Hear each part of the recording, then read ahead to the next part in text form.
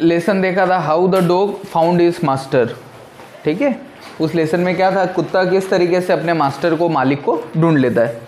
अब आज उसके बाद जो अगली पोएम है हमारी द काइट, उसको देखेंगे, उसको पढ़ेंगे। उसके पहले मीनिंग देखें। काइट का मतलब क्या होता है, पतंग, ऐसी ये बनाई हुई है पतंग। फ्लाई मतलब उड़ना, ट्राइड कोशिश करना, प्रयास करना। पोएम कविता, स्काई ब्लू, स्काई आकाश, ब्राइट चमकदार, द ब्लू आसमान, आसमान का कलर कैसा होता है, ब्लू। डाइव छलांग लगाना, नदी में कूदते हो, कुएं में कूदते हो, उसको डाइव कहते हैं। डीप गोता लगाना, अंदर जाके और वापस से वो पेंदा टच करके आते हो, बॉटम टच करके आते हो, उसको कहते हैं गोता लगाना। स्नेप का मतलब शरीर के साथ साथ चलना। टेल मतलब पूंछ, वांदरे की पूंछ होती है वो। सोर का मतलब ऊंची उड़ती है। ओनली केवल, सेल पोल। विंड हवा। राइड मतलब सवारी करना, किसी के ऊपर जाना, बैठ के जाना। गाड़ी के ऊपर बैठ के जाते तो हम लोग कहते हैं राइड करना। घोड़े के ऊपर बैठ के जाना मतलब सवारी करना। क्लाइंब चढ़ना। क्रिस्ट लहर के साथ, समुद्र में लहर चलती है ना वैसे। गस्ट हवा की तीव्र लहर। पुल मतलब खींचना। सीम प्रतीत होना। फॉल का मतलब गिरना या धीमा हो जाना, मंद हो जाना। स्ट्रिंग डोर, धागा जो होता है ना पतंग उड़ाने का धागा, उसको स्ट्रिंग बोलते हैं इंग्लिश में। स्लेक मतलब ढीला हो जाना। ब्रीज मतलब हवा का बहना। ब्लो मतलब चलना, हवा चलती है उसको ब्लो कहते हैं। विंग मतलब पंख। रेगडर मतलब अधिक गंदा फटा। फ्लैप फड़फड़ाना, फड़फड़ाते ना, हवा चलती है ना, फड़फड़ फड़फड़ फड़, पत्तियाँ हिलती है, कचकड़ा हिलता है, उसको बोलते हैं फ्लैप फड़फड़ाना। टॉप मतलब चोटी, ठीक है। अब काइट कविता में क्या बोला है, all of us like to fly kite, कि हमको सबको क्या है, पतंग उड़ाना बहुत पसंद है। पतंग उड़ाना हमको सबको बड़ा अच्छा लगता है, बड़ा अच्छा महसूस होता है। Have you ever tried to fly one, क्या कभी आपने पतंग उड़ाई है। Read this poem about a kite as it flies in the sky, कि कैसे पतंग हवा में उड़ती है। कब उड़ाते हैं पतंग, कब उड़ाते हैं पतंग, हाँ उत्तरायण। उत्तरायण कब आता है, कब आता है उत्तरायण, कौन सी तारीख को आता है,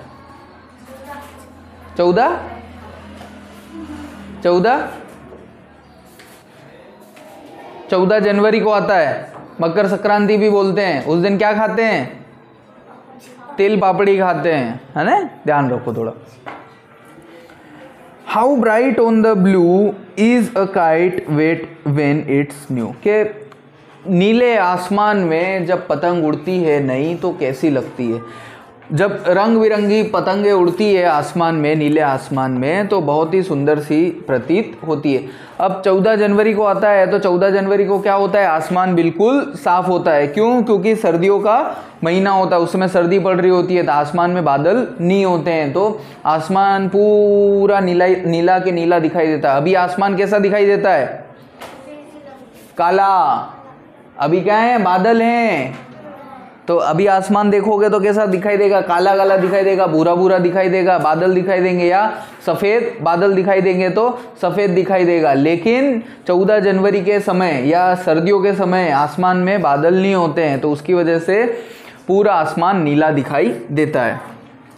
तो कवि क्या कह रहा है कि जब चमकदार पतंगे नीले आसमान में उड़ती है तो बड़ी अच्छी लगती है। With a dive and deep, के वो क्या करती है, पतंग ऐसे स्थिर थोड़ी उड़ती है। पतंग हमारे हाथ में धागा रहता है और पतंग आसमान में उड़ती रहती है, तो तेज हवा आती है तो कैसे हो जाती है, ऐसे हो जाती है, फिर ऐसे हो जाती है, फिर ऐसे हो जाती है, फिर नीचे जाती है, फिर ऊपर जाती है ना। हम ऐसे झटके देते हैं, ऐसे खींचते हैं, तो वो क्या कर रही है, गोता लगा रही है नीचे, फिर ऊपर जा रही है, गोता लगा रही है, नीचे आ रही है। इट स्नैप्स इट्स टेल, के पतंग के नीचे क्या होती है, एक पूंछ, पुछड़ी लगेली रहती है, या ये यहाँ पे या तो पुछड़ी लगी हुई होगी या क्या एक त्रिभुजाकार आकृति बनी होती है, तो उसकी पूंछ के साथ पतंग का जो शरीर है वो क्या करता रहता है, हिलता रहता है। Then soars like a ship with only a sail, कि अपनी पाल के साथ वो क्या करती रहती है, हवा में उड़ती रहती है। जैसे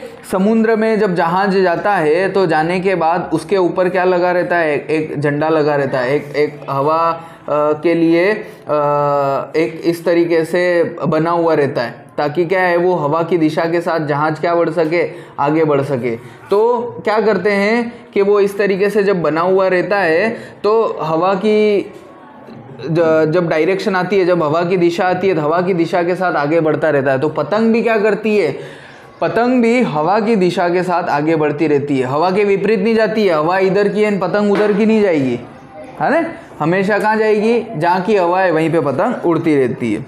as over tides of wind it rides, के जहाँ हवा की लहरें पतंग को लेके जाती है तो वहीं पतंग हवा की लहरों पे सवारी करते हुए आगे बढ़ती है। क्लाइम टू द क्रिस्ट, लहर के ऊपर बैठ के और लहर के साथ साथ, हवा की लहर के साथ साथ वो चलती रहती है। Of a gust and pull then seem to rest as winds fall. क्या कह रहे हैं कि जब हवा तीव्र हो जाती, तेज हो जाती है तो क्या होता है, पतंग तेज बहने लगती है, लेकिन जैसे ही हवा कम हो जाती है या हवा बंद हो जाती है तो पतंग क्या हो जाती है, ऐसे ऐसे करके नीचे आना चालू हो जाती है। और जब हवा तेज चलती है तो हमारी डोरी कैसी रहती है, एकदम कसी हुई रहती है, लेकिन जब हवा कम हो जाती है या हवा बंद हो जाती है तो क्या हो जाता है, वो पतंग जब नीचे आने लगती है तो डोरी कैसी हो जाती है, ढीली हो जाती है। फिर क्या करना पड़ता है, हमको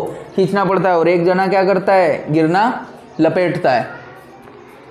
तो जब हवा तेज चलती है, हवा की लहर तेज चलती है तो पतंग क्या करती है, हवा की लहर पे बैठ के और हवा के साथ आगे बढ़ती है। लेकिन जब हवा क्या हो जाती है, कमज़ोर पड़ जाती है, मंद पड़ जाती है, हवा कम हो जाती है तो वो डोरी ढीली पड़ जाती है और पतंग नीचे की तरफ आती है।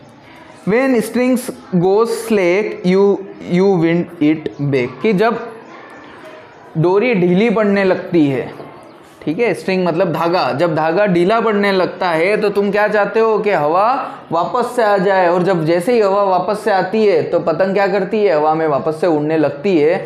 और जो धागा ढीला पड़ जाता है वो कैसा हो जाता है, फिर से कस जाता है, धागा फिर से टाइट हो जाता है। And run until a new breeze blows, कि जब तक, ब्रीज शब्द होता है हवा के लिए, ठीक है, ठंडी हवा का झोंका, झोंका जिसको कहते हैं वो होता है ब्रीज, बहना, हवा का बहना कहलाता है ब्रीज।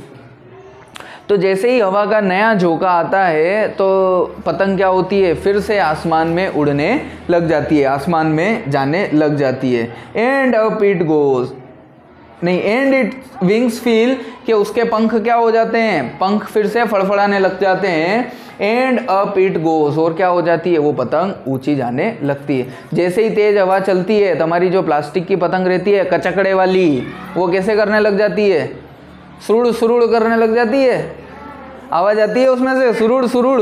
वो सुरुड़ सुरुड़ आवाज़ क्या है, फ्लैप, वो क्या करने लग जाती है, आवाज़ करते हुए ऊपर जाने वापस लग जाती है। लेकिन जैसे ही हवा चली जाती है या हवा कम हो जाती है तो पतंग क्या हो जाती है, नीचे की तरफ आ जाती है। और फिर जब हवा आती है तो सुरुड़ सुरुड़ करती हुई क्या हो जाती है, ऊपर की तरफ चली जाती है।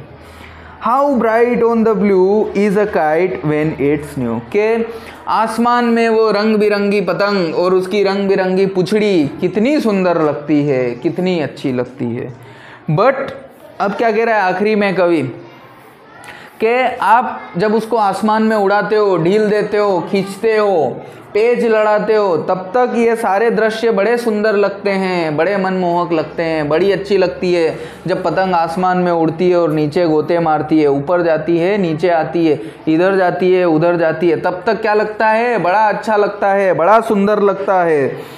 लेकिन but a regular thing you never will see, लेकिन एक गंदा दृश्य, एक फटा दृश्य जो तुमको बिल्कुल अच्छा नहीं लगता है। कब अच्छा नहीं लगता है, when it flaps on a string in the top of a tree, जब पतंग कहाँ फंस जाती है, पेड़ की डाली में फंस जाती है, और पेड़ की डाली में फंस के क्या हो जाती है, पतंग फट जाती है। तो जब वो फटी हुई पतंग रहती है पेड़ के ऊपर, तारों के ऊपर, खंभों के ऊपर, किसी के घर के ऊपर, तब वो बिल्कुल कैसी लगती है, बिल्कुल बेकार, गंदी, फटी हुई, टूटी हुई सी लगती है। तो कवि क्या कह रहा है कि जब वो पतंग आसमान में, नीले आसमान में उड़ती है, रंग बिरंगी पतंग उड़ती है, तो कैसी लगती है, बड़ी ही सुंदर लगती है, बड़ी ही अच्छी लगती है। लेकिन जब वो पतंग पेड़ में फंस जाती है, वो किसी खंबे में फंस जाती है या तार में फंस जाती है, तो कैसी लगती है, गंदी लगती है, फटी टूटी सी लगती है। ठीक है, ये पोयम।